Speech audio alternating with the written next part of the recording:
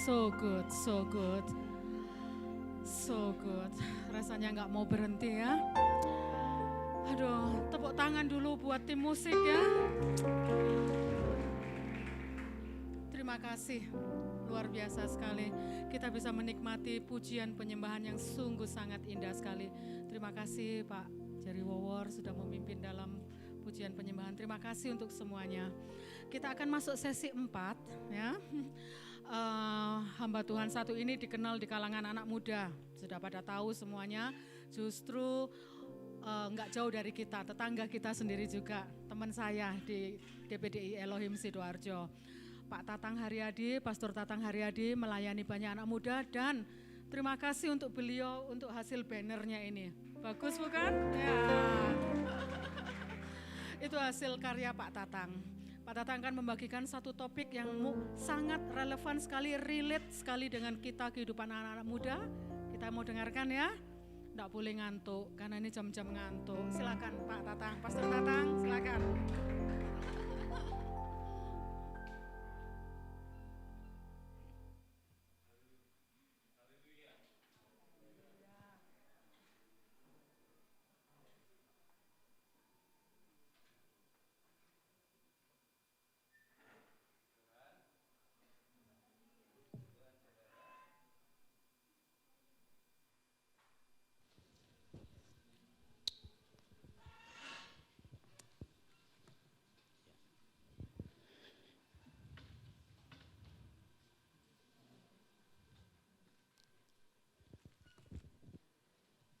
Baik, puji Tuhan, satu kesempatan yang luar biasa bagi saya bersyukur kepada Tuhan Yesus.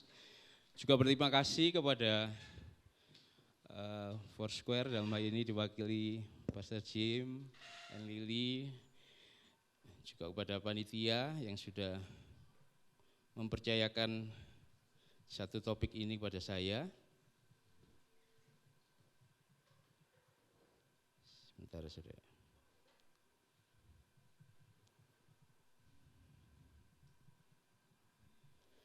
Ya, ini seperti tadi Pastor Lee bilang, ini jam-jam ngantuk ya saudara. Kita tebak-tebakan dulu ya. Saya ada 2 tebakan ini, semoga bisa mencairkan suasana. Boleh 2 soal aja, Bu. Ini soal pengetahuan umum saudara. Siapa nama wakil presiden kita Indonesia yang juga YouTuber? Siapa? Nah itu. Mari maju aja ya. Muhammad YouTube kalah ya. Satu lagi. Satu lagi.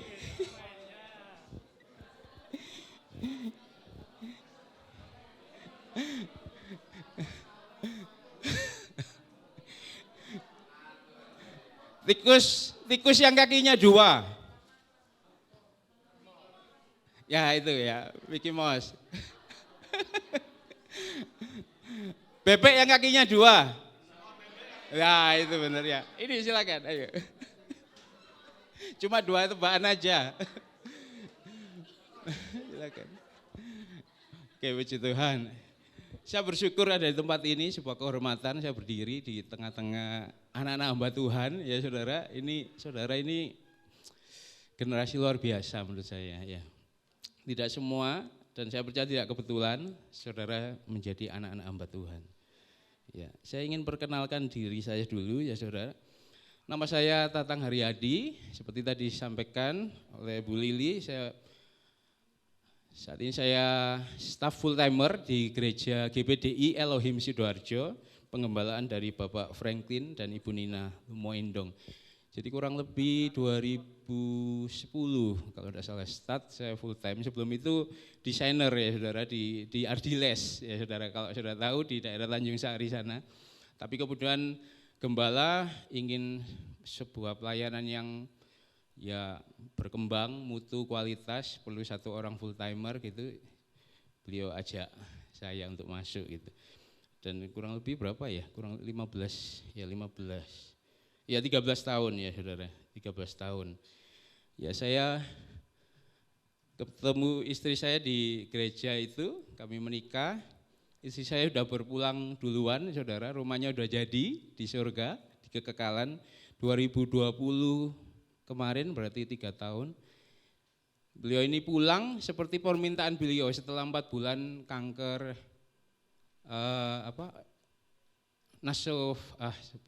esofagus ya, esofagus 4 bulan. Beliau pulang, dia minta sama Tuhan seminggu sebelumnya. Tuhan, dia bilang, aku tahu ini semua endingnya pasti sembuh, dia bilang ke saya.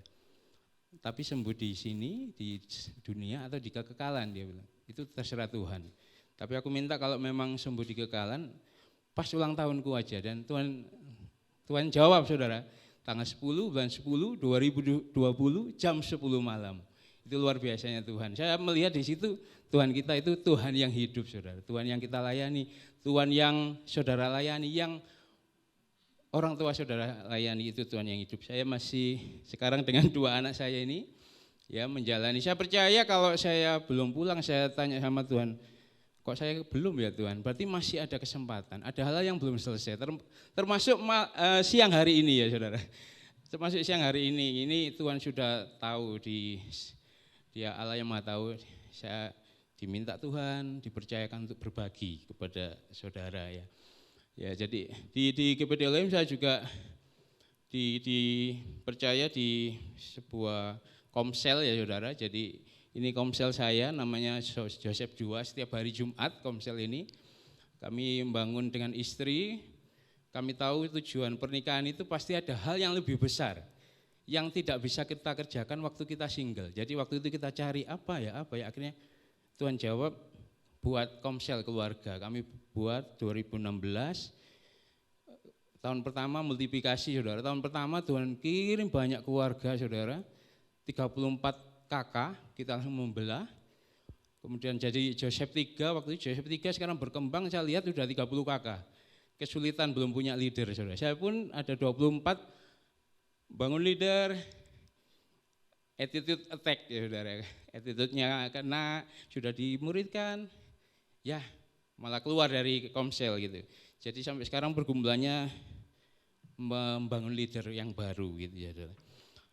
Ya itu aja perkenalan dari saya, nanti sambil materi ini sampaikan mungkin ada hal yang bisa saya saksikan. Dan saya berharap saudara wattnya, matanya ya yang mulai redup, saya bisa lihat sih. Nanti mungkin langsung saya minta bantuan baca ayat gitu ya. Saya lihat kalau matanya ada mulai, saya baca ayat gitu. Nah saudara, saya diberikan topik Kingdom Living for Church, Community and Family, kehidupan kerajaan bagi gereja, komunitas dan keluarga.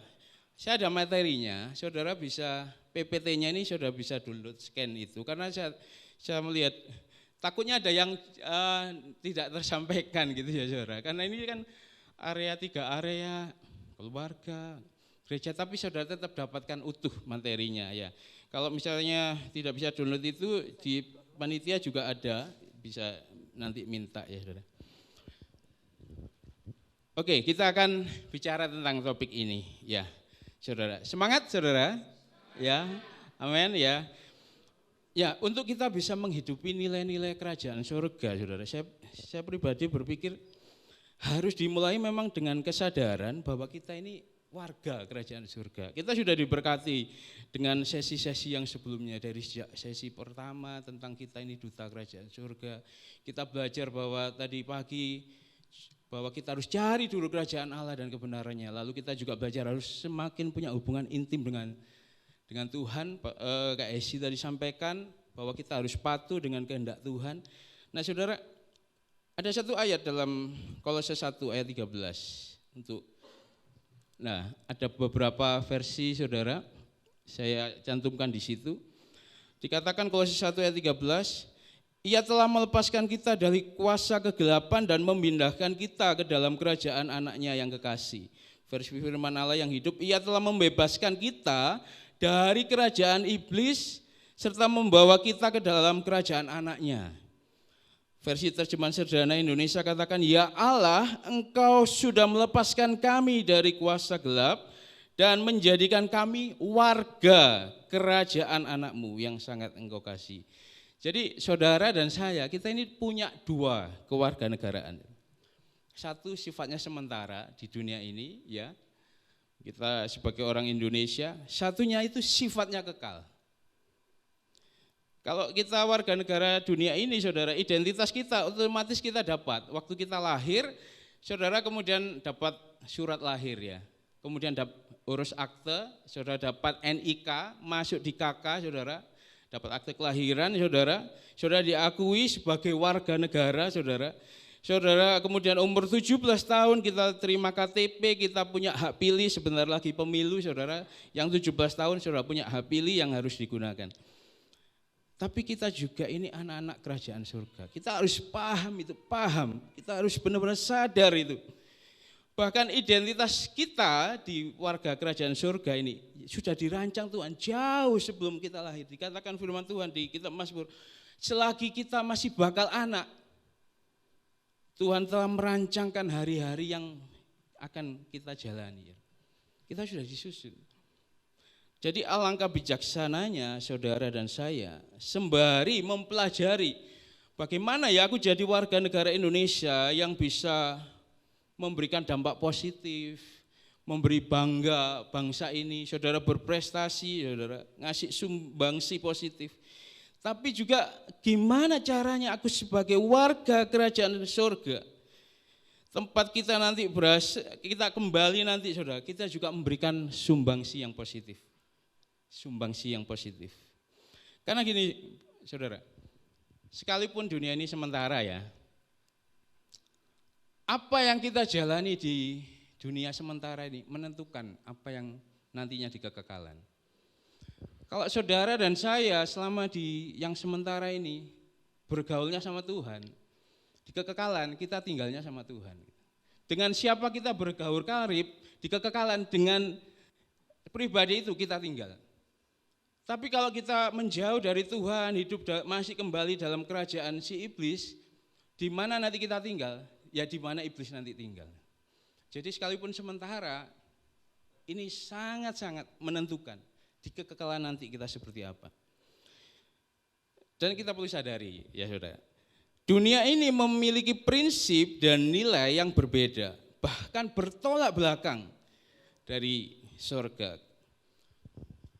Saya ada cerita saudara tentang komplotan pencuri ini. Jadi ada komplotan pencuri ya saudara. Ini komplotan pencuri ini mendatangi satu departemen store yang cukup besar ya saudara. Jual berbagai macam produk. Malam-malam komplotan ini masuk. Yang namanya pencuri ini pasti membawa kerugian ya, bukan memberikan keuntungan. Tapi yang dilakukan pencuri ini, dia bukan mencuri barangnya. Tapi sepanjang malam di departemen store itu, dia cuma menukar label harga. Jadi contohnya harga jam tangan Rolex yang harganya mahal, dia tukar saudara dengan jam merek apa ya yang murah itu, Kiki gitu ya apa ya. Maaf kalau ada yang pakai itu ya. Pokoknya yang murah ditukar-tukar, baju juga ditukar, merek yang mahal-mahal ditukar dengan yang ditukar. Yang mahal jadi murah, yang murah jadi mahal. Kemudian dia keluar. Esok harinya departemen store ini buka, pengunjung masuk, mulai belanja, tidak ada yang tahu. Nantinya ketahui sang pemilik, tidak ada yang tahu pengunjung ini dia beli. Yang terjadi adalah pengunjung ini bayar mahal untuk harga yang murah. Tapi sebaliknya dia beli murah untuk harga yang mahal. Kita sebagai anak-anak kerajaan surga, kita tinggal di dunia yang nilainya itu kebolak-balik. Kadang-kala kita terjebak dengan kita bayar mahal untuk sesuatu yang benar murah. Tapi saudara berikan waktu saudara, investasi, tenaga, itu murah banget. Kita pikir mahal, dunia berkata ini mahal, tapi itu murah banget. Di kerajaan surga itu murah banget. Saudara, ada banyak ya peristiwa demi karir, demi ketenaran, ketuaan rumah tangga justru diabaikan gitu ya. Banyak individu melakukan pencapaian karir sebagai yang utama, lebih dari beribadah misalnya. Nah, saudara, kita sebagai anak-anak kerajaan, bahkan saudara anak-anak hamba Tuhan, kita ini warga kerajaan. Kita harus sampai pada kesadaran bahwa menjalani kehidupan dengan nilai-nilai kerajaan itu adalah hal-hal yang mutlak harus kita lakukan. Wong kita sudah warga negara kerajaan surga. Jadi selalulah menyikapi peristiwa ya saudara, peristiwa, sikapi orang, sikapi situasi, selalu mencoba dengan sudut pandang kerajaan surga. Seandainya Tuhan melihat ini, apa yang harusnya aku lakukan menurut Tuhan? Itu selalu saudara, ada orang yang enggak benar dengan kita, ada peristiwa yang enggak sesuai dengan kita. Di pemandangan Tuhan ini apa ya? Ini ujiankah? Ini sesuatu yang harus aku hindari? Selalu seperti itu. Selalulah punya perspektif kerajaan surga dalam kehidupan saudara sehari-hari. Anak saya ikut ya saudara, cuma di kamar. Jadi memang kamu waktu sesi kamu di kamar aja gitu. Sekarang karena saya mau cerita ini, takutnya malu dia ya. Nanti jangan ditanyai. Jangan ditanyai ya saudara. Sebulan lalu anak saya yang pertama yang Tiara, yang dia pulang perjusa ya saudara. Perjusa itu perkemahan Jumat Sabtu. Kalau kita dulu persami ya, sekarang perjusa. Dia pulang capek. Udah kamu biasanya tuh mesti pulang tau, enggak ke gereja dulu, enggak ke langsung pulang, ini kotor gitu kan. Pulang, kamu mandi-mandi, nanti sore aja balik gereja gitu, ada latihan. Lalu dia, itu hari Sabtu ya, dia masuk kamar, enggak lama keluar lagi. Dia, Papa, hati Papa, dia tunjukin celana dalamnya itu. Ada gumpalan darah. Loh, Papa ini udah waktunya ini Papa. Jadi saya udah pernah ngobrol ke dia karena saya tahu begitu, saya tahu tantangan waktu dia akil balik ini apa ya Tuhan. Saya udah bekal ya. Udah ayo saya ajak ke kamar mandi. Kali ini Papa izin ya. Papa harus lihat ya, tak ajari kamu. Setelah itu jangan boleh Papa, jangan boleh. Ini sekali kamu tak tunjuk ini caranya gitu. Ya cuci, saya pergi ke minimarket, saya belikan, saya balik dia nangis saudara di bukan di kamar mandi ya, di belakang ya, di tempat pembasuhan. Loh, kenapa kamu nangis? Saya pikir ingat mamanya saudara. Kamu ingat mama? Enggak. Tiara itu cuma enggak nyangka kalau sekarang, tak pikir masih tahun depan gitu. Anak saya usia nanti Januari itu 11 ya. Oke, ayo kita beresin dulu, nanti kita bicara. Saya Tuhan, aku harus bicara apa ini ke anakku gitu ya. Akhirnya di kamar saya bilang, ya ini tuh bukan penyakit ya pertama. Terus, ayo nanti kita doa. Kamu harus bersyukur. Artinya kamu itu sekarang punya rahim yang Tuhan percayai, itu bisa menghasilkan keturunan. Jadi Tuhan itu percaya suatu saat itu nantinya kamu dalam pernikahan, kamu punya rahim yang nantinya bisa menghasilkan manusia baru lagi. Kamu dipercaya ada baby di lahirmu. Jadi kita di rahimmu kamu harus bersyukur untuk ini. Tidak semua ada anak-anak wanita itu yang kadang-kala ada kelainan seperti itu. Saya tak bilang gitu. Dan kamu nggak usah khawatir. Ayo kita tandai sama-sama di kalender kita tandai saudara. Saya kemudian belikan dia itu kartu pulsa internet karena sebelumnya kan dia tidak ada kartunya, HP-nya itu saudara. Ini tanda kamu sudah akhir balik. Kartunya tak belikan sesuai tanggalnya 29, 23, 2 September ya 2023. Kita akan ada provider yang bisa beli kartu sendiri ya, pilih ya. Saya belikan itu. Saya doa saudara, saya doakan. Tuhan terima kasih buat apa yang sudah terjadi saat ini. Engkau sudah percayakan anakku rahim yang berfungsi. Dia akan jalani ini, tetap minta Tuhan. Saya jamah Tuhan rahim. Tuhan, kamu berdoa hanya keturunan-keturunan ilahi di sini. Hanya melalui pemberkatan nikah kudus saja baru ada proses di sini, reproduksi. Dan saya doakan, ketemukan dengan pasangan yang aku tahu sudah kau persiapkan. Di mana dia saat ini engkau sudah persiapkan. Saya doakan sudah dia nangis ini. Itu adalah satu contoh ketika kita coba dengan perspektif kerajaan surga. Dia tahu kehidupan dia, kamu ini anak-anak kerajaan surga, kamu harus jaga. Gitu. Jadi gitu saudara, saya selalu tanamkan ada Tuhan, ada Tuhan, ada Tuhan. Nah sesi ini saudara kita bicara tentang keluarga ya, komunitas, ada hubungan antara kehidupan pribadi, kita sudah belajar tadi tentang bagaimana kita harus intim ya saudara. Lalu itu mempengaruhi keluarga, mempengaruhi gereja, mempengaruhi masyarakat. Bagaimana kita, itu akan mempengaruhi bagaimana keluarga kita. Bagaimana keluarga kita akan mempengaruhi bagaimana gereja kita. Bagaimana gereja kita akan mempengaruhi bagaimana masyarakat di mana Tuhan itu izinkan gereja itu berdiri. Bagaimana masyarakat akan mempengaruhi kota, mempengaruhi provinsi, mempengaruhi negara. Saya ada kata-kata saya search di internet saudara. Keluarga adalah tiang negara penentu kualitas bangsa. Itu kalau saudara Google itu banyak bermunculan ya saudara. Pak Jokowi sendiri sampaikan. Keluarga adalah tiang negara penentu kualitas bangsa. Nah bersyukur kita punya firman Tuhan ini. Tuhan itu kasih tuntunan. Dan ini selaras dengan apa yang kata Bapak Presiden kita ini. Coba kita lihat firman Tuhan tentang hal ini dalam Mazmur 128 ayat 1 sampai 6. Sudah masih semangat? Amin. Haleluya. Haleluya. Kita lihat sama-sama ya. Ayat ini kita baca sama-sama. Ayat 1 sampai 6. Mazmur 128 dalam hitungan yang ketiga. 1, 2, 3. Berarti ya, oke. Sebentar, 1, 2, 3 dimulai dari nyanyian Ziarah ya. Nyanyian 1, 2, 3, nyanyian Ziarah. Berbahagialah setiap orang yang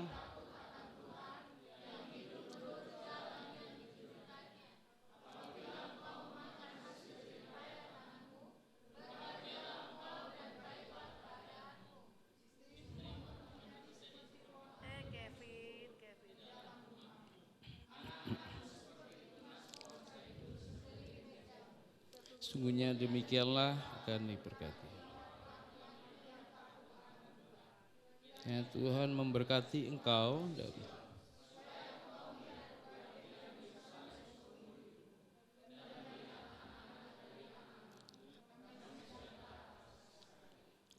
Amin, puji Tuhan. Mazmur 128 ini kalau saudara perhatikan perikopnya berjudul berkat atas rumah tangga. Ini kunci bagi saudara dan saya. Ini akan membuka dan mempengaruhi banyak aspek lain yang lebih besar. Kalau saudara bagikan dari ayat itu, dari kehidupan pribadi, keluarga, gereja itu akan tertuang dalam setiap ayat-ayatnya itu saudara.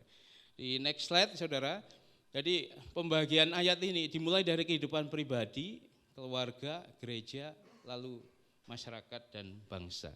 Kita lihat step by step ya, nanti mungkin ada beberapa yang saya lompati tapi saudara terima materi PPT-nya lengkap kan ya tadi. Oke, kehidupan pribadi. Kita lihat di ayat yang pertama, nyanyian Ziarah. Berbahagialah setiap orang yang takut akan Tuhan, yang hidup menurut jalan yang ditunjukkannya. Berbahagialah setiap orang. Setiap orang ini berarti pribadi lepas pribadi, tidak peduli laki-laki atau perempuan, setiap orang. Dan di sini kita diberikan satu kunci hidup berbahagia. Setiap orang pasti ingin berbahagia, ya. Ada yang tak ingin bahagia, saya ingin susah aja. Ada? Saya sendiri enggak ya, saudara. Saya ingin berbahagia. Ayat ini, saudara, kunci untuk kita bisa berbahagia menurut nilai-nilai kerajaan surga. Yaitu apa? Takut akan Tuhan. Setiap pribadi yang ingin alami kebahagiaan sejati, saudara, dia harus takut akan Tuhan. Dari situ kemudian dia mampu membangun kehidupan keluarga yang juga berbahagia, akhirnya menghasilkan gereja yang bahagia, masyarakat yang berbahagia. Pribadi yang berbahagia akan mampu membahagiakan pasangannya, anaknya, keluarganya, mampu menghadirkan kebahagiaan di gereja lokalnya, bahkan di masyarakat. Ya, ini tips buat saudara yang mungkin masih cari pasangan, saudara. Cari pasangan yang orangnya yang bahagia. Orang yang terluka, saudara, itu biasanya yang belum beres, seringkali akan melukai orang lain. Coba tanya kiri kanan, kamu bahagia enggak? Gitu, coba. Coba tanya. Apa jawabannya? Lebih spesifik ya. Kamu single yang bahagia enggak? Coba ya. Kamu single yang berbahagia enggak? Coba. Lalu saudara bilang, yang belum married ya bilang, sama aku juga single bahagia. Ya, terus lanjutkan setelah itu ya. Saudara, bahagia yang sejati itu ditemukan saat kita jalani hidup takut akan Tuhan. Kebahagiaan sejati itu muncul ketika kita alami keselarasan dengan Tuhan, perkenanan Tuhan. Biarpun punya harta benda melimpah, follower IG-nya ribuan, sudah centang biru, tapi nggak ada perkenanan Tuhan, nggak ada damai. Tapi biarpun hidup kita sederhana, kita takut Tuhan, kita jalan itu Tuhan ada, selaras, kita berkenan, maka Tuhan akan limpahi kita dengan hal-hal yang baik. Bukan hal-hal yang baik menurut saya, yang terbaik. Sekalipun kita pikir itu bukan hal yang baik. Yang terbaik. Bahkan melalui lembah air mata pun ada Tuhan. Gitu. Nah, dalam bahasa Ibrani kata takut ini ada dua ya saudara. Kata takut ada yareh, ada yirah. Kalau yare itu takut, ngeri, gentar. Tapi kata yang di sini, di ayat ini pakai kata yirah. Mengandung pengertian hormat, respek, kagum, terpesona. Banyak orang Kristen, anak-anak Tuhan mengakui keberadaan Tuhan, tapi mandang Tuhan itu enggak serius gitu.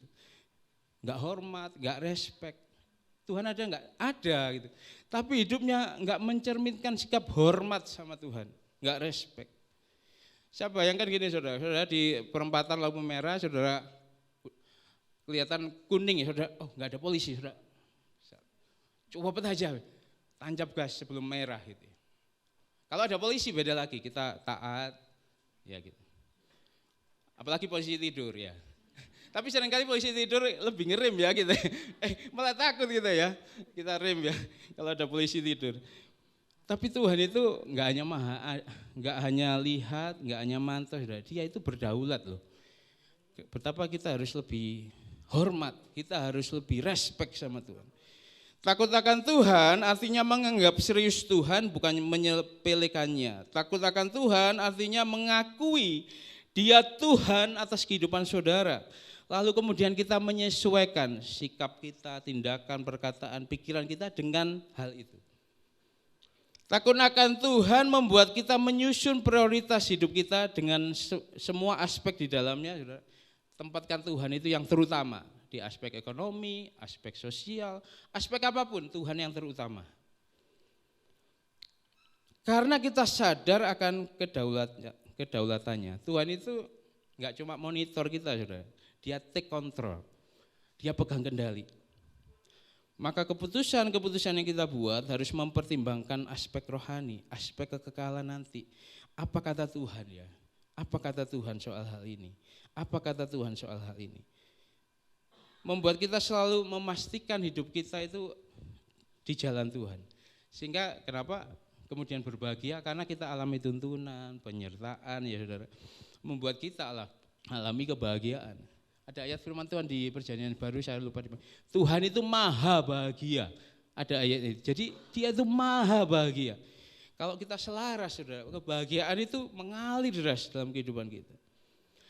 Dan ini harus ditanamkan sejak kecil. Sejak kecil. Itulah kenapa di gereja ada sekolah minggu, diberikan pendidikan takut akan Tuhan. Sebenarnya teologi itu saudara, pendidikan takut akan Tuhan itu harusnya jadi dasar sebelum seseorang belajar ekologi, biologi, fisika, ilmu atom, ilmu apapun ya. Teologi bukan soal sekolah Alkitab saudara, tapi dasar takut akan Tuhan. Bahwa setiap anak-anak kerajaan itu mengerti ada Tuhan yang berdaulat atas hidupnya. Lalu anak ini kemudian bertambah besar, remaja, dewasa, menjalankan nilai-nilai kerajaan. Ayat 2 katakan, apabila engkau memakan hasil jeripayah tanganmu, berbahagialah engkau, baiklah keadaanmu. Ketika dia sudah beranjak dewasa, bekerja, buka usaha, saudara, dia bisa menikmati hasil jeripayahnya karena ada penyertaan Tuhan. Tuhan lalu bawa kita kemudian seorang yang sudah dewasa ini pada kesadaran, kayaknya aku perlu pendamping ya. Kayaknya aku pengen terima berkat Tuhan lebih lagi. Dan yang tidak bisa kalau aku cuma sendiri. Saudara, dalam sebuah pernikahan ya saudara, yang Tuhan izinkan terjadi, ada pemberkatan, nikah yang kudus, ada berkat di situ yang Tuhan kemudian limpahkan, yang tidak bisa kalau masih single. Jadi ada berkat. Berkat yang hanya didapatkan dari sebuah ikatan pernikahan kudus, berkat rumah tangga. Karena itu saudara, kepada calon pasangan ya saudara, ketika saudara mungkin mulai ada perasaan dengan seseorang ya saudara, jangan tanya, apakah kamu mengasihi aku? Jangan saudara, dia pasti bilang iya saudara. Kalau sesama udah saling ini ya, enggak cukup, tanyakan apakah kamu mengasihi Tuhan melebihi aku. Kalau dia jawab iya, buktikan dulu, lihat dalam keputusan dia lebih mendahulukan Tuhan apa saudara. Saudara sebenarnya jadi orang yang kedua itu enggak apa-apa, asal yang pertamanya Tuhan. Ya, kamu tak jadi yang kedua, enggak apa-apa, tapi yang pertama Tuhan, bukan manusia lain, ya saudara gitu. Enggak apa-apa gitu. Karena dari situlah berkat Tuhan itu akan mengalir. Lalu pelajari ya kasih. Keputusan seseorang untuk menikah itu keputusan yang terpenting. Membangun keluarga itu bukan soal kecil yang, karena gini, pernikahan itu orientasinya masa depan. Masa depan. Ketika pasangan berdiri di altar, hamba Tuhan kemudian dia adalah kepanjangan tangan Tuhan saudara, menaruh tangan di kepala saudara dan pasangan. Kemudian ada berkat turun saudara. Saat itu ada dua tujuan yang kita lihat dalam Kejadian 1 ayat 27-28. Ada dua tujuan ketika tangan di hambanya ditumpangkan ke atas satu pasangan pernikahan kudus ini. Ada keturunan ilahi yang akan dihasilkan, ada peluasan teritori saudara, tingkat pengaruh, akan berkuasa. Dikatakan dalam Kejadian 1 ayat 27-28, ayat 28 dikatakan Allah memberkati mereka, lalu Allah berfirman kepada mereka, beranak cuculah dan bertambah banyak, penuhilah bumi dan taklukkanlah itu, dan berkuasalah atas ikan-ikan di laut dan burung-burung di udara dan atas segala binatang yang merayap di bumi. Jadi ketika seseorang menikah saudara ya, ini prinsip kerajaan. Mereka itu sedang dipercaya Tuhan, diajak untuk terlibat dalam proses penciptaan manusia lainnya. Itu satu privilege, saudara. Menghasilkan keturunan ilahi lebih dari sekedar keturunan darah daging. Kemudian dipercaya memperluas teritori mereka, tingkat pengaruh mereka. Itulah kenapa saya tadi cerita, apa ya yang dititipkan Tuhan lewat penyatuan kita. Saya ngobrol dengan istri, kita bangun komsel, oke. Ada hasil yang ada buah yang kita hasilkan dari pernikahan itu. Saudara, ada pernikahan mungkin yang belum dapat keturunan karena dunia ini sudah jatuh dalam dosa, saudara. Tapi tujuan pernikahan itu enggak hilang. Ada anak rohani yang pasti Tuhan sebenarnya titipkan kepada saudara untuk saudara bapai. Ada anak yatim piatu mungkin yang saudara angkat jadi anak. Keturunan ilahi itu pasti saudara hasilkan lewat sebuah pernikahan yang kudus. Tapi hari-hari ini kita temukan pemikiran status quo ya. Ya cuma merit aja, tujuannya itu enggak usah. Tujuannya enggak usah. Pernikahan sudah gitu. Sehingga muncul istilah child free ya. Enggak usah anak ya, child free. Bahkan ada juga pernikahan yang tanpa visi masa depan. Nah, saudara, pernikahan yang enggak ada visi, orientasi enggak ke depan, itu biasanya akan dibawa kembali ke masa lalu oleh pengaruh dunia ini. Itu rentan, lambat laun saudara akan ke masa lalu. Mereka tengkar, kemudian satunya minta dipulangkan ke rumah orang tua, surat cerai minta, akhirnya seperti masa lalu sendiri lagi gitu. Tapi kalau ada visi dari Tuhan, masa depan, pernikahan itu akan dipakai Tuhan untuk memberkati hal yang lebih besar lagi. Hal yang lebih besar lagi. Pernikahan yang Tuhan inginkan adalah penyatuan dua orang berlainan jenis ya, yang sama-sama takut akan Tuhan dipersatukan dalam pernikahan kudus. Di situ ada tujuan ilahi. Kita lihat di step berikutnya, keluarga ya. Keluarga. Di ayat jadi setelah ayat 1 dan 2 ini berlaku untuk setiap orang ya. Ketika bicara keluarga, saudara perhatikan. Ketika bicara keluarga, firman Tuhan ini ditujukan secara spesifik lebih ditekankan kepada pria, kepala keluarga itu. Kepada pria, sekalipun dalam penggenapannya, ya anggota keluarga harus menopang ya saudara. Dikatakan ayat 3 dan 4, istrimu akan menjadi seperti pohon anggur yang subur di dalam rumahmu, anak-anakmu seperti tunas pohon zaitun sekeliling mejamu. Berarti ditujukan kepada siapa? Pria ya. Ya, karena Tuhan tidak berduka pada Tuhan sangat dianggap sebagai sebuah kekejian pernikahan sesama jenis. Jadi ketika bilang istri itu pasti kepada suami, pria ya saudara ya, pria. Saudara bisa lihat di sini, kenapa ditujukan kepada pria? Karena pria ini nantinya akan jadi suami, akan jadi ayah, ya saudara ya, akan jadi ayah. Tahukah saudara, bahasa Latin dari kata ayah itu adalah kata fundus, ya, kata fundus, yang artinya dasar atau landasan. Dari kata fundus inilah kemudian muncul kata fondasi, fondasi. Jadi seorang ayah itu pondasi bagi keluarganya. Jika laki-laki menjalankan perannya sebagai pondasi yang kuat, keluarga itu pun akan kuat. Tapi pria meninggalkan fungsi ini, pondasi goyah, bangunan goyah, rawan hancur, keluarga yang saudara bangun pun rawan hancur. Jika banyak keluarga goyah, gereja goyah, kota goyah pun maka bangsa pun goyah. Pria haruslah pondasi yang kokoh, karena pernikahan istri, anak, keluarga dibangun daripadanya. Para pria adalah pondasi untuk bangunan-bangunan keluarga di bangsa ini. Dan saudara perhatikan bangsa ini kehilangan peran pria ya saudara. Ada cukup banyak keluarga-keluarga tanpa orang tua laki-lakinya. Saya baca saudara di tahun 2023 angka perceraian ya saudara. Di Sidoarjo ya, di kota tempat saya tinggal ya saudara. Awal tahun 2023 angka perceraian di Sidoarjo melonjak jadi 600 perkara. Artinya akan ada anak-anak yang dibesarkan dengan single parent ya saudara. Jadi makin banyak rumah tangga yang dibangun tanpa kehadiran pria. Saya berharap sih ini semoga enggak ada jemaat anak-anak Tuhan ya 600 ini mungkin yang dari seberang ya. Aduh kalau sampai ada anak Tuhan ya Tuhan. Saudara, itulah kenapa pernikahan hanya untuk orang yang dewasa, artinya sudah matang, bahannya sudah jadi, pondasinya ini sudah kuat gitu. Bukan pondasi yang labil, pondasi yang lembek ya saudara, benar-benar kuat, matang.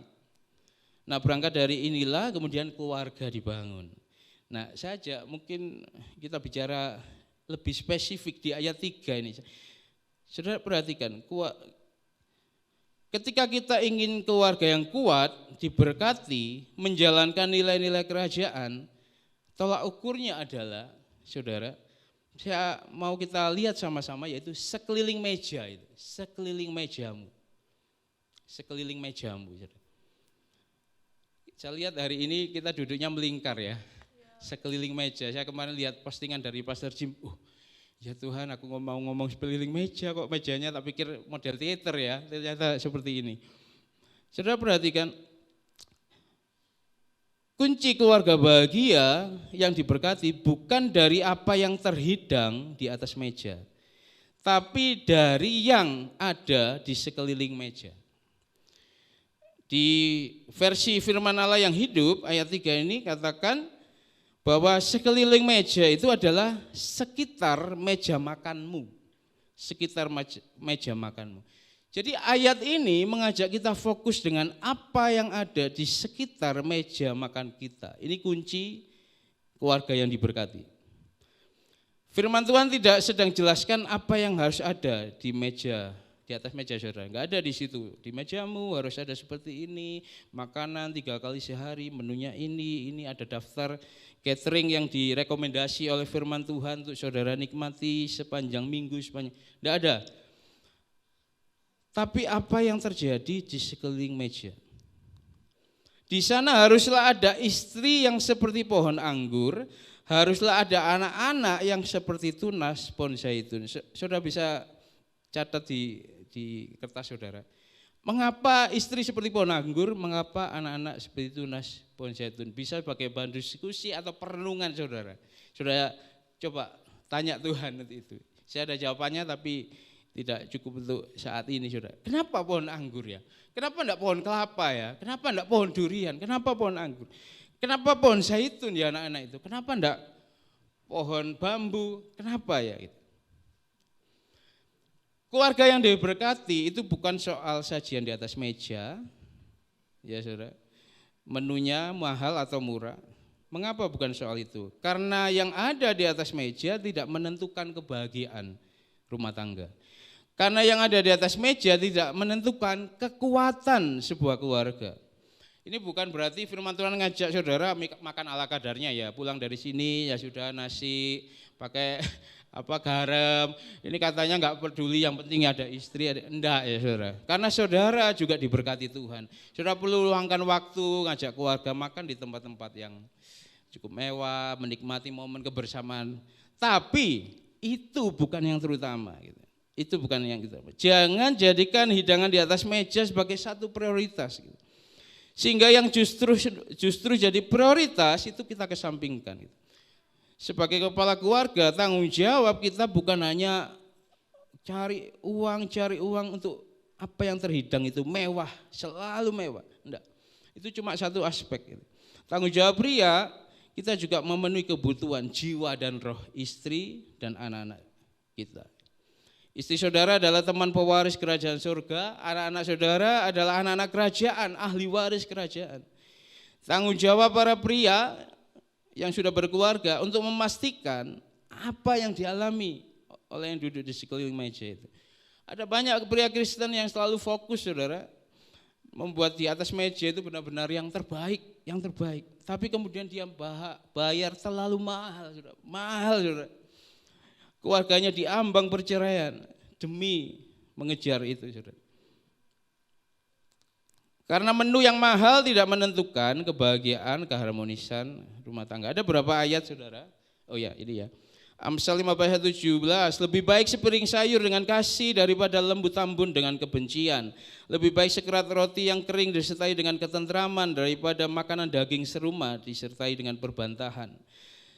Roma 14 ayat 17, firman Allah yang hidup, sebab bagaimanapun juga yang penting bagi kita orang Kristen bukan soal makanan dan minuman, melainkan soal membangkitkan kebaikan, perdamaian dan sukacita yang datangnya dari Roh Kudus. Bukan tadi kita sudah belajar, kerajaan Allah juga bukan soal makan dan minum, tapi sukacita, damai sejahtera saudara oleh Roh Kudus.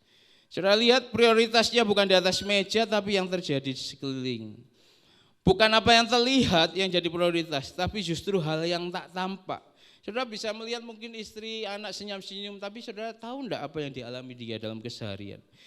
Pertanyaannya, kapan terakhir kali saudara di tempat ini makan sehidangan semeja dengan orang tua saudara, saudara jadikan itu goals saudara. Bagaimana kondisi meja rumah makan saudara, meja makan saudara ini? Apa yang ada di sekelilingnya? Apakah saudara melihat, kalau saudara pria, apakah melihat ada istri yang seperti pohon anggur atau sudah jadi tanaman layu ya saudara, pohon kaktus mungkin yang berduri ya saudara. Oh dulu Pak, dulu saya waktu married, saya waktu ada di altar, kami minum perjamuan anggur, istri saya seperti pohon anggur. Tapi sekarang seperti anggur, tapi saudara makan itu kayak juwet saudara. Saudara tahu juwet ya? Ada gambar ya, itu ya. Mana yang juwet? Tahu enggak?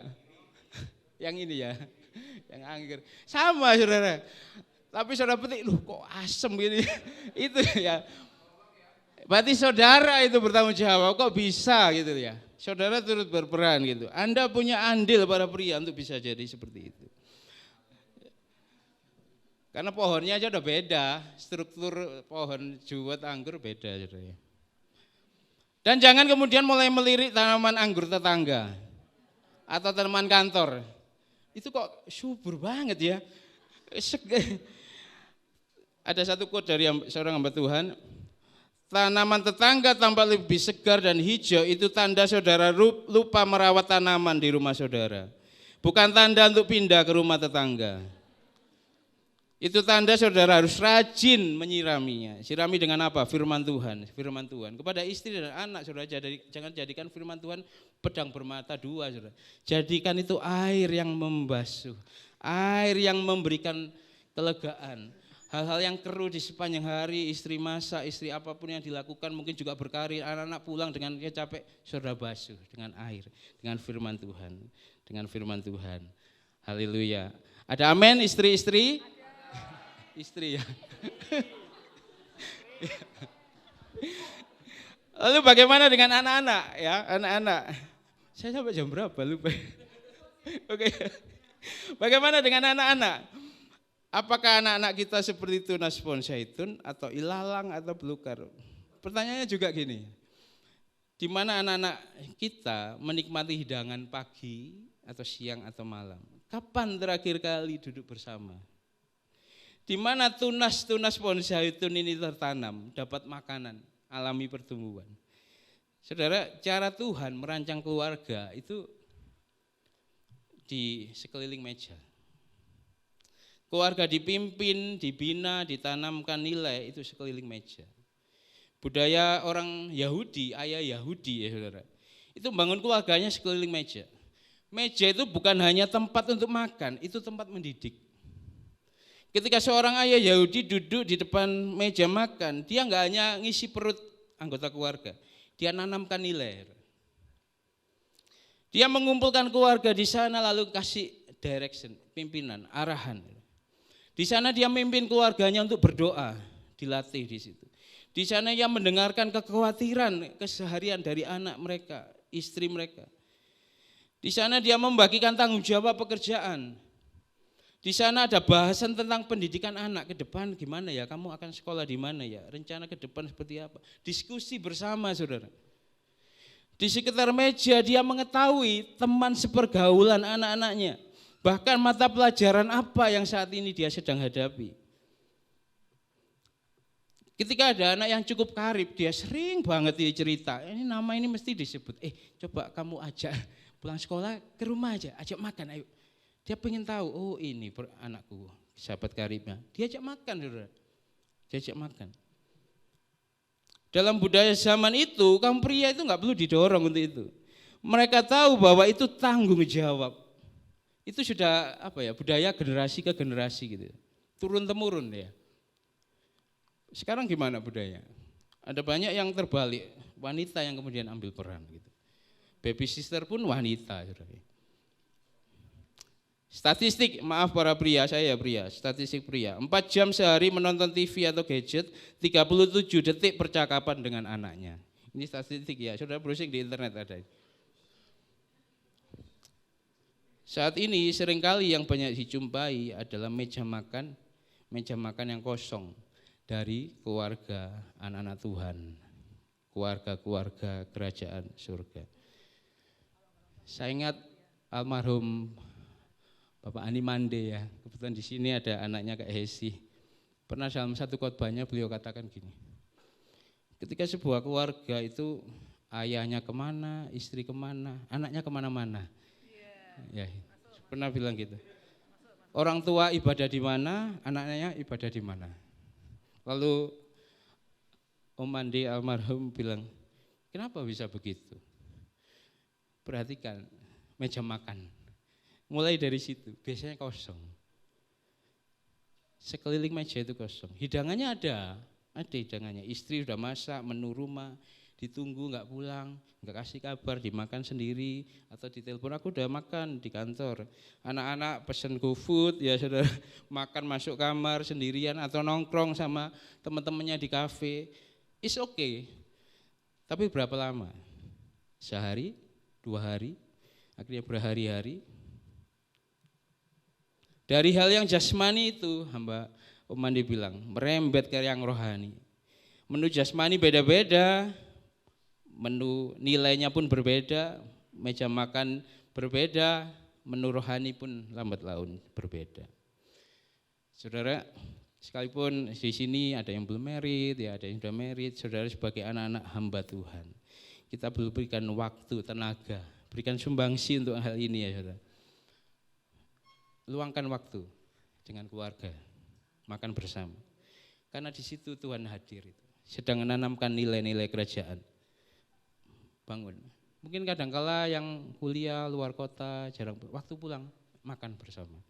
Makan bersama. Dengarkan mungkin nasihat orang tua apapun. Sudah bisa juga berbagi para orang tua, dengar celoteh anak saudara kesehariannya yang receh-receh, dengarkan aja saudara. Enggak perlu dikomentari, enggak apa-apa, dengarkan aja. Saya dengan sepeninggal istri dengan Tiara mau enggak mau setiap hari ketemu ya. Kita mobile meja makannya saudara, makan di gereja, di dapur gereja, di rumah. Enggak ada saya di rumah itu meja makan khusus, enggak ada. Tapi kebersamaan itu saudara. Pernah suatu waktu saya jemput Tiara dari sekolah. Dia cerita ya banyak. Saya tahu nama sahabat karibnya itu Caroline karena selalu ada kata Caroline. Saya lihat, ini Caroline. Saya lihat IG-nya, ini oke lah. Oke anaknya gitu. Dia cerita banyak, Papa tadi gini, Papa tadi ada yang namanya gini, katanya senang sama Tiara gini. Oh iya ta. Jangan dikomentari, kamu nggak boleh. Jangan saudara, dengarkan dulu. Oh iya. Suatu kali dia bonceng, Papa dia gitu. Iya apa? Nggak jadi wes gitu. Terus mukanya muram saudara. Loh, apa sih ya? Gitu saya naik motor ya, sampai rumah, apa kamu?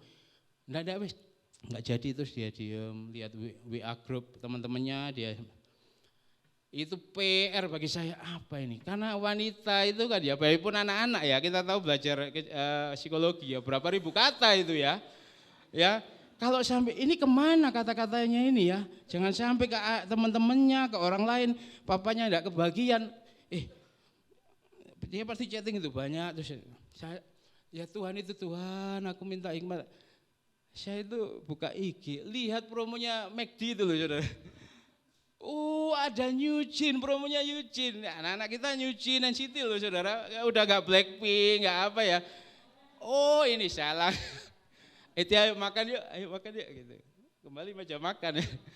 Sambutan tak masukkan McD itu harusnya. Loh, Papa ini ada Eugene. Iya aku tahu loh. Kok tahu?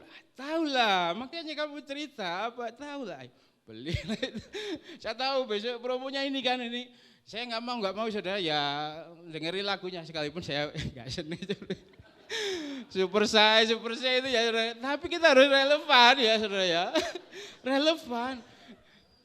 Dia kemarin belanja di toko, ada jemaat buka toko Korea itu K-pop. Aduh habis banyak. Dia kartu-kartu. It's okay gitu. Selama kamu tetap connect, tapi tetap jati diri kamu ini loh, anak kerajaan ya, anak kerajaan. Saya bersyukur Tuhan itu susun sekalipun istri pulang ya saudara. Tapi di penghujung dia pulang, dia sudah titipkan anak saya yang cowok itu ke Bude, kakak saya. Karena saya tahu cowok ini harus dekat sama wanita sampai dia umur 12 tahun lah. Dia kayaknya nggak apa-apa, ego saya nggak terus panggil mama itu ke Bude. Karena dia harus dapat figur itu. Tiara harus banyak dengan. Jadi anak cewek itu harus sampai umur 12 tahun aja harus sama ayahnya, cukup sering ya saudara. Itu membentuk dia, karakter dia. Nah saudara, ya seperti itu. Jadi mengapa istri seperti tanaman anggur, anak pohon zaitun? Saudara coba cari ini. Kita lanjut ke gereja ya. Perhatikan sekeliling meja makanmu. Nah keluarga-keluarga yang seperti ini, ketika kemudian Tuhan tempatkan di sebuah gereja, berawal dari seorang yang takut akan Tuhan, lalu orang ini membangun hubungan dengan Tuhan secara karib, lalu semakin dewasa dia dipercaya pasangan hidup, membangun keluarga, lalu kemudian dia membangun nilai-nilai keluarga yang kuat, ini akan mengalir keluar. Ayat 5 dikatakan, kiranya Tuhan memberkati engkau dari Sion, supaya engkau melihat kebahagiaan Yerusalem seumur hidup. Ada berkat yang kita terima, saudara garis bawahi, dari Sion. Dari Sion, semua berkat itu mengalir dari Sion. Yang sekarang ini kita sebut gereja lokal, tempat saudara dan saya, kita tertanam. Jangan karena untuk cari berkat justru tinggalkan Sion, enggak terhubung dengan Sion. Karena dari Sion Tuhan itu akan memberkati kita. Sejauh mana saudara tidak berhubungan dengan Sion, sejauh itu pula berkat saudara tertahan. Kadangkala ada berkat tapi itu kamuflase, itu bukan berkat Tuhan. Berkat Tuhan itu selalu mengalir, disertai kuasa, menikmati, ada kedamaian. Kalau ada berkat saudara semakin kok enggak sejahtera, enggak hadirat Tuhan enggak semakin saudara rasakan, itu bukan dari Tuhan. Karena dari Tuhan itu ada kuasa menikmati, enggak hanya menerima, menikmati juga saudara. Itu juga berpengaruh kepada orang-orang di lingkup pengaruh saudara. Ada apa di Sion? Sion adalah tempat berkumpul. Di zaman Mazmur 128 ditulis, ini nyanyian ziarah ya saudara. Di kitab Mazmur ada cukup banyak nyanyian ziarah. Ini adalah nyanyian yang dinyanyikan waktu keluarga, seorang suami, anak-anaknya diajak ke Yerusalem. Sepanjang perjalanan nyanyilah, salah satunya ini. Jadi ini Mazmur yang dinyanyikan saat berangkat ke rumah Tuhan. Saudara, gereja, kita dengar tadi, kita belajar bahwa kita ini duta-duta kerajaan Allah. Gereja itu adalah kedutaannya. Ya. Gereja itu kedutaannya. Saya bayangkan gini, sebuah negara ya, katakanlah Indonesia. Kemudian ada kantor kedutaan Amerika di situ. Sebaliknya di Amerika pun ada kantor kedutaan Indonesia. Kedutaan adalah wilayah kedaulatan di sebuah negara asing dari negara yang diwakili kedutaan itu. Aturan dan hukum yang berlaku di situ adalah aturan hukum dari negara yang diwakilinya. Kedutaan itu tidak pernah di bawah kekuasaan negara tempat kedutaan itu ada. Jadi hukumnya berbeda. Kedutaan Amerika di Indonesia misalnya, aturan hukum dari kedutaan tersebut aturan hukum Amerika, sebaliknya kita. Jadi gereja adalah, saya katakan, secuil sorga yang letaknya di bumi. Gereja adalah tempat di mana nilai-nilai kerajaan itu diwujudkan. Nilai-nilai kekekalan di situ ada. Di gereja hukum kerajaan itu ditegakkan, melayani, ya saudara, memberi, ya saudara, saling mengasihi, dan saudara keluarga yang kuat ini diminta untuk kemudian berkumpul dengan keluarga yang lain dalam sebuah gereja lokal.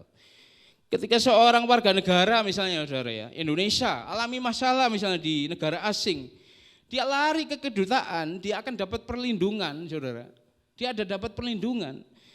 Ketika seorang anak Tuhan jalani seminggu ini dengan pergumulan, tantangan, letih, Tuhan, aku mau ke gereja. Di sana ada perlindungan, ada pemulihan. Saudara nikmati nilai-nilai kerajaan surga. Saudara nikmati hadiratnya. Ini secuil surga yang letaknya di bumi. Itu loh fungsi gereja. Saudara anak-anak hamba Tuhan, saudara turut berperan.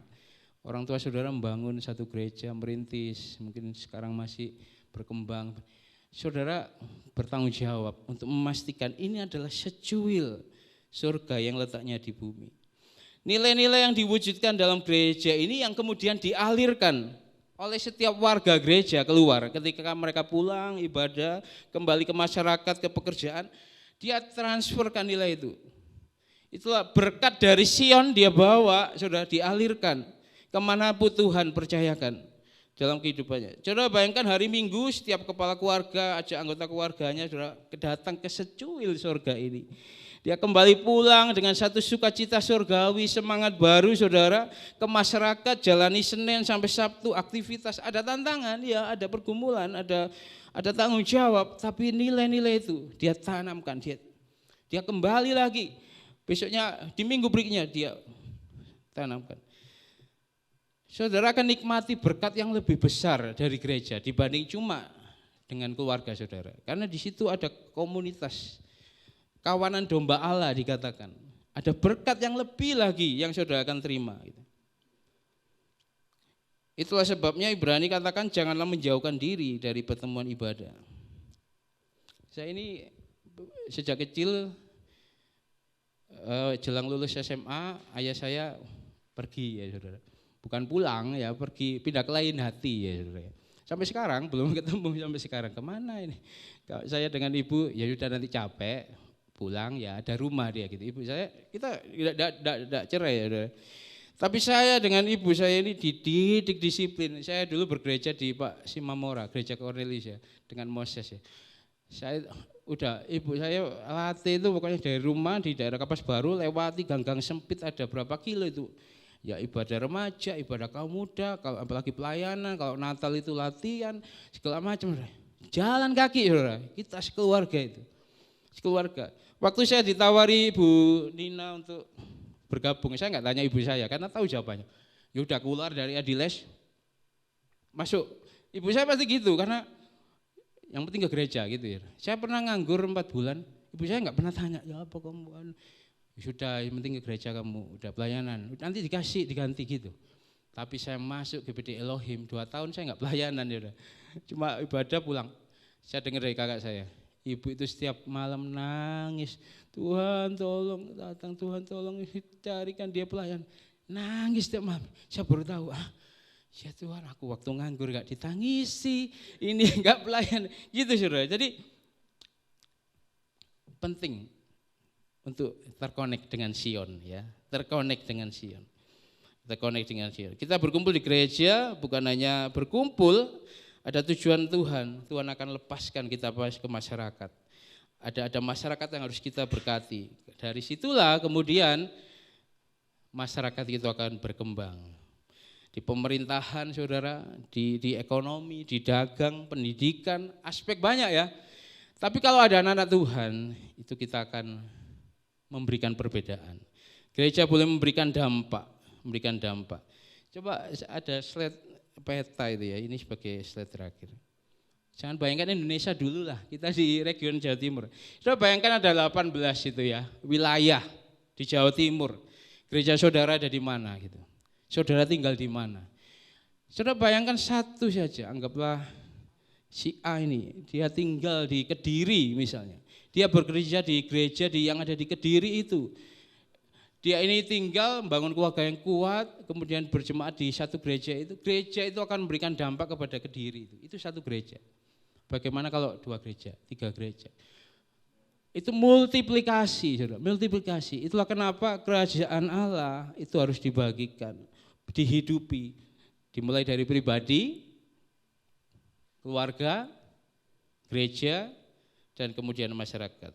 Sebagai yang terakhir, saudara, saya ingin tadi kan ada diskusi apa, tapi saudara catat ini, saudara bisa nggak harus sekarang ya, saudara bawa ini sebagai satu pemikiran ya, saudara. Seberapa penting membangun keluarga di pemandangan Tuhan? Coba renungkan iblis itu kenapa berusaha menggagalkan, apa aja usahanya. Sudah lihat hari-hari ini ada banyak usaha iblis menggagalkan, menurunkan standar nilai keluarga itu. Bahkan mencampur adukkan, bahkan merusak gambar keluarga itu. Saudara mulai coba pikirkan itu. Lalu yang kedua, bagaimana gereja, saudara, gereja lokal saudara menggunakan pemuritan, pembapaan, kemudian mampu menanamkan nilai-nilai kepada jemaat yang kemudian dibawa kepada masyarakat. Yang terakhir ini individu. Buatlah komitmen kepada Tuhan. Coba saudara tuliskan di kertas langkah-langkah praktis yang saudara akan ambil dalam hubungan saudara pribadi dengan Tuhan. Dalam hubungan pernikahan, jika belum menikah, hubungan dengan keluarga, dengan orang tua. Dalam hubungan saudara dengan gereja saudara, langkah-langkah praktis apa yang saudara akan ambil untuk saudara menghidupi nilai-nilai kerajaan surga. Dalam hubungan saudara dengan masyarakat. Jadikan ini sebuah perenungan saudara, saya percaya Tuhan ingin berbuat sesuatu pada saudara yang ada di ruangan ini. Saudara pulang, saudara membawa bekal, ada banyak pesan firman Tuhan. Mulai kapan terakhir kali makan? Komunikasi. Kapan mulai saudara turut sumbangsi positif di keluarga, di gereja, di pelayanan, di masyarakat, saudara. Puji nama Tuhan saja, kita bangkit berdiri ya.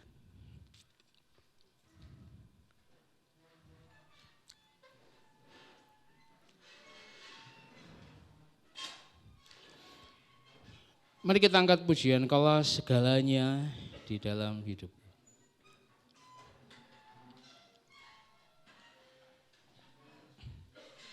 Haleluya Yesus, haleluya, haleluya. Kaulah segalanya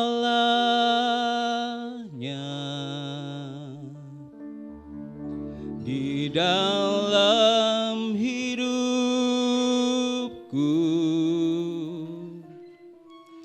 Kerajaanmu,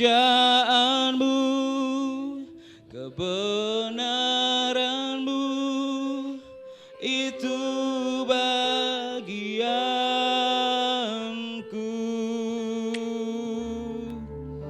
Kaulah yang ku pandang selama hidupku,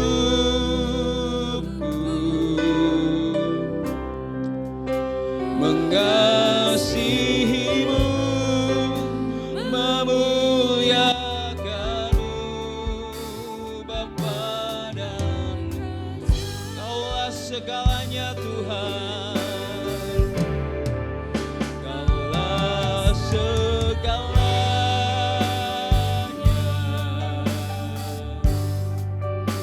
di dalam hidupku.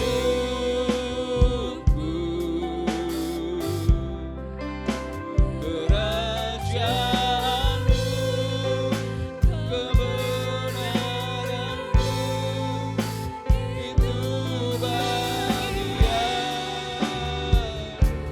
Kaulah yang kami pandang, Kaulah yang ku pandang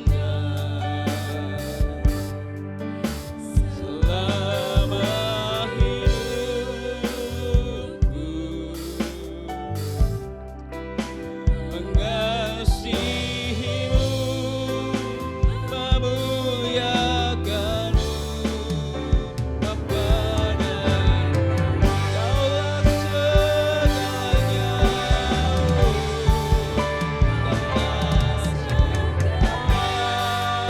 Kaulah segalanya Tuhan di dalam hidupku.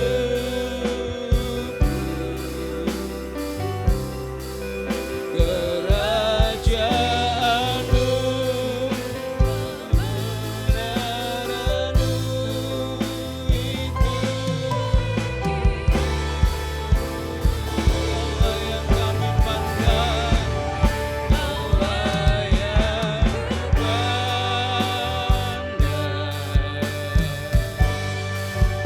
selama hidupku, mengasihimu, memuliakanmu, Bapa dan Raja. Saudara, Tuhan itu ingin kerajaan Allah itu terjadi di bumi ini. Datanglah kerajaan-Mu, jadilah kehendak-Mu di bumi seperti di surga. Apa yang kita ikat di bumi ini terikat di surga. Alasan untuk Tuhan ketika kita dibaptis lahir baru, kita tidak langsung diambil pulang. Ada maksud Tuhan di bumi ini. Ada maksud Tuhan ketika saya masih ada di dunia ini, ada hal-hal yang harus dikerjakan. Dalam kehidupan saudara sebagai anak-anak hamba Tuhan, tidak kebetulan saudara lahir dari seorang yang telah memberikan hidupnya, dedikasikan untuk melayani Tuhan, memperluas kerajaan. Saudara enggak kebetulan, jangan pernah pertanyakan itu. Tapi tanya sama Tuhan, untuk apa Tuhan? Apa yang Tuhan inginkan? Aku sebagai seorang anak hamba Tuhan, apa yang jadikan itu perenungan pribadi dengan Tuhan. Saya percaya ada hal-hal besar dalam kehidupan setiap saudara yang Tuhan ingin kerjakan. Perlu respon saudara, perlu respon saudara. Pekerjaan Tuhan akan semakin diperluas. Goalnya Tuhan adalah bumi ini penuh dengan kemuliaan seperti air laut yang menutupi dasarnya.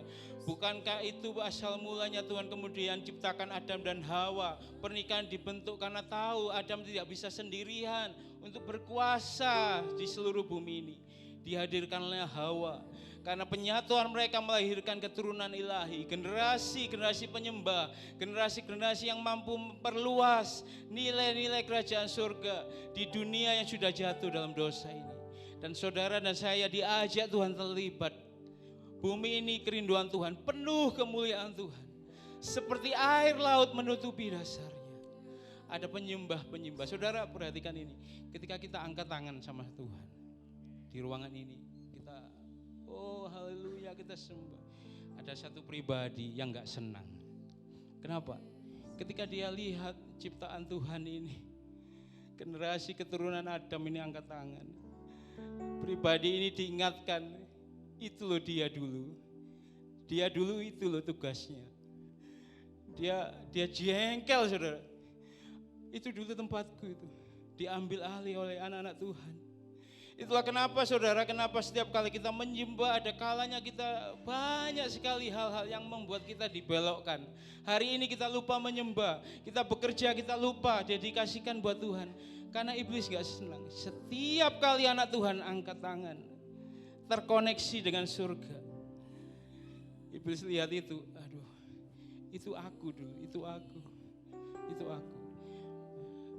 Mari sore hari ini, biarpun dia lagi bete, lagi jengkel saudara, kuasa iblis ini, kita buat dia makin jengkel karena di tempat ini ada generasi penyembah Tuhan yang siap menyembah Tuhan. Angkat tangan, saudara terkoneksi dengan surga, dan saudara pulang nanti bawa nilai-nilai kerajaan surga itu, impartasikan di gereja, di keluarga, di masyarakat. Mari sama-sama menyembah Tuhan. Haleluya, haleluya, haleluya. Haleluya. Paling layak kami puji, kami sembah Tuhan. Engkau bertahta atas pujian kami. Tidak ada nama yang lain yang patut kami puji, kami sembah selain Engkau Tuhan. Haleluya, haleluya. Haleluya, haleluya, haleluya, haleluya. Terima kasih, terima kasih. Terima kasih, terima kasih. Terpujilah Engkau Tuhan, terpujilah Engkau Tuhan. Haleluya.